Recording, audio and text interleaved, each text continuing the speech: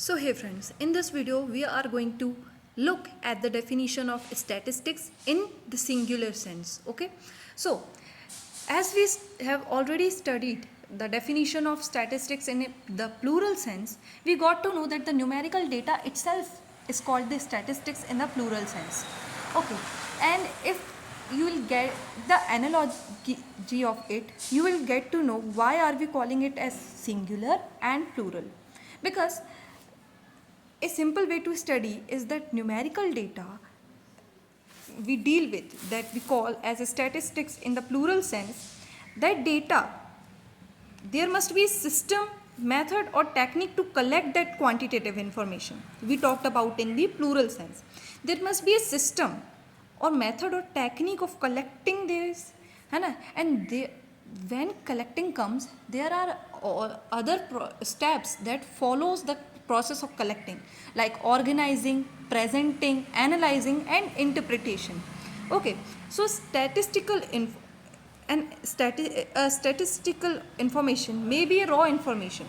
Okay, so the data, the numerical data that we call as statistics in the plural sense, that can be, I would not say must, that can be raw information that needs to be classified, tabulated or needs to be systematically presented and then analyzed. Now, if not analyzed, what is the purpose of doing so much effort, of wasting so much effort?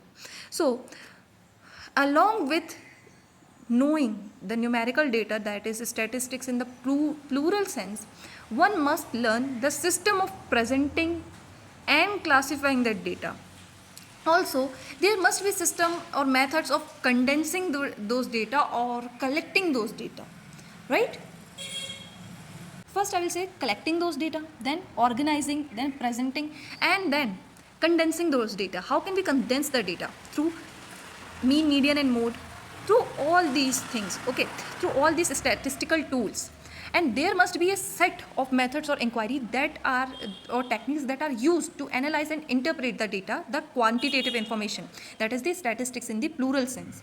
So we as a student of economics should know the data itself, the statistics in the plural form, plural sense, and the methods of dealing with those, with the numerical data, that is the statistics in the singular sense.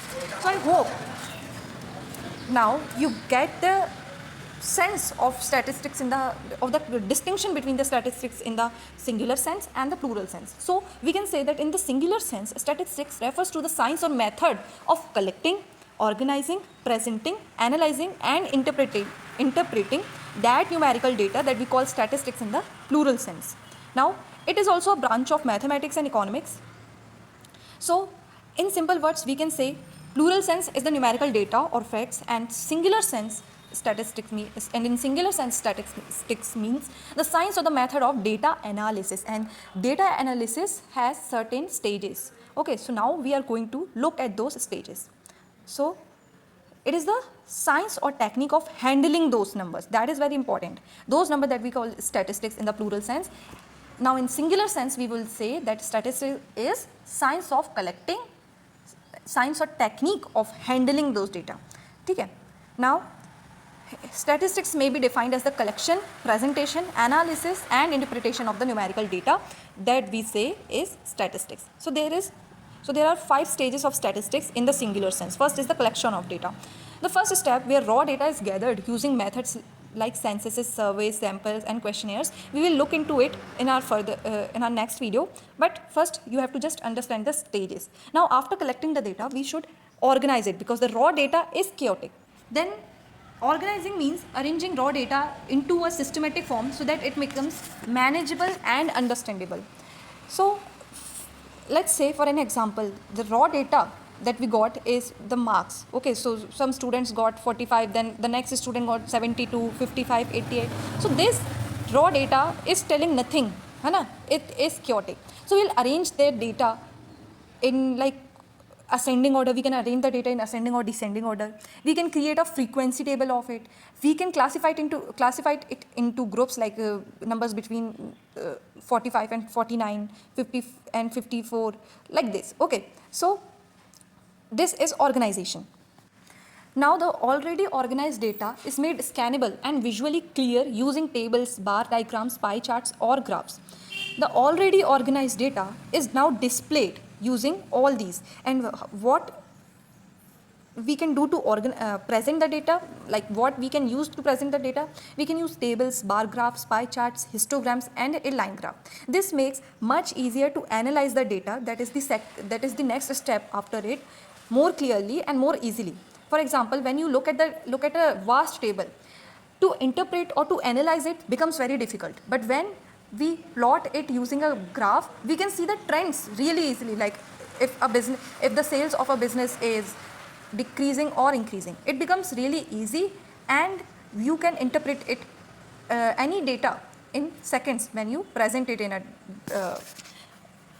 presentable form. Okay, for example, when we analyze our day, we can draw a pie chart and we can see in minutes that we are wasting a lot of time in sleeping, in playing games, etc. Okay, so that is the presentation of data. In simple words, we can say organizing is ordering the data and presentation is publicly displaying the data. Okay, now comes the fourth step, that is analyzing the data. This is where you apply the mathematical tools and the economical tools and the statistical tools to find patterns. You compute averages, that is mean, mode, median, check the spread through standard deviation, or look at the relationship the data have in correlation and regression. We will look at into all these statistical or mathematical tools that are used to find the patterns. Now we have analyzed the data. Now comes the final step, that is the interpretation of the data. This is the final and the most critical steps. This is where you draw the logical economic conclusion from the analysis or from the very numerical data in the plural sense of the economics that we saw. Based on our correlation analysis, it is an example, increasing the repo rate will successfully lower inflation by 1.5%. So this is the interpretation that we got from our statistics. Let's now see the definitions side by side. So in the left column you can see that the features are given, and first the basic meaning. So in plural sense, statistics is the numerical figures or the numerical value, and in singular sense it is these scientific methods or tools that handle those value or that deals with those value. Okay, now nature, it is the raw material used in the study. Plural sense, it's just numerical figure, it is the raw material in which we will process. Okay, so the processing or the machinery or technique or the processing that are used to process those raw materials is the statistics in the singular sense. Now status, it is descriptive, it tells you what the facts are. It is procedural because we analyze, as we saw many steps, right? It tells you how to analyze those factors. For example, employment figures, national income data, population census numbers, these are all just the statistics in the plural sense. And calculating mean, Lorentz curve, running a regression analysis, these are statistics in the singular sense. So for our further understanding, it was the first step, it was the most crucial step to understand. And if you got this first step right, you will get the others also. So wait till I upload all these videos of the further steps, and then you will be very good at statistics. Okay.